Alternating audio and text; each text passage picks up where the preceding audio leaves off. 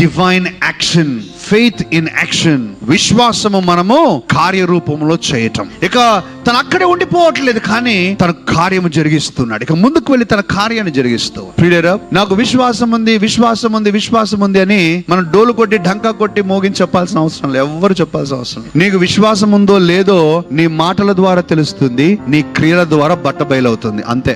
ఆమేన్. నీ మాటలు ఎంతగా నిర్మాణాత్మకంగా నువ్వు మాట్లాడుతూ ఉన్నావు, నీ మాటల్లో నీ విశ్వాసం ఎంత అని గుర్తించగలము. నువ్వు చేసేటువంటి నిర్ణయాలు, నువ్వు చేసేటువంటి సంభాషణలు, నువ్వు చేసేటువంటి క్రియలు ఎలా ఉన్నాయో గమనిస్తే నీకు విశ్వాసం ఉందా లేదా అని తెలిసిపోతుంది. విశ్వాసం అనేటువంటిది క్రియాపదం. It's a verb, it's not a noun, it's a verb, it's action word. మన జీవితంలో మన కార్యాలు చేయాలి ప్రియులారా. ఈ సందర్భంలో అయితే ఏలియా ఏం చేస్తున్నాడు, వెంటనే అహాబు దగ్గరకు వెళ్ళి ఇక he's declaring the final time, now the rain is arriving.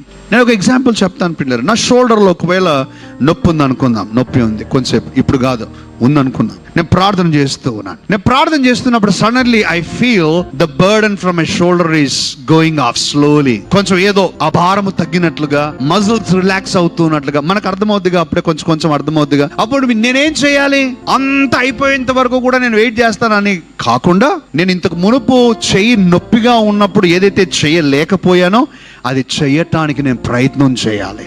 ఆమేన్. ఎంతమందికి అర్థమవుతుంది? I have to put my faith in action. I have to put my faith in action. దేవుడు నాతో ఏదైనా చెప్పినప్పుడు నేను నమ్ముతున్నాను. నా నమ్మకానికి రుజువు నా క్రియ. నేను దేవుణ్ణి నమ్ముతూ ఉన్నాను అని రుజువు నా యాక్షన్, నా నిర్ణయాలు. ఇక్కడే చాలా సార్లు ప్రియులారా, మనం విశ్వాసం అనేటువంటిది కేవలము పలికే మాటగానే మనం కలిగి ఉంటున్నాము తప్ప నడవడికలో ఉండాల్సిన మాటగా కలిగి ఉండలేకపోతా ఉన్నాం. We need people in action. We need faith in action.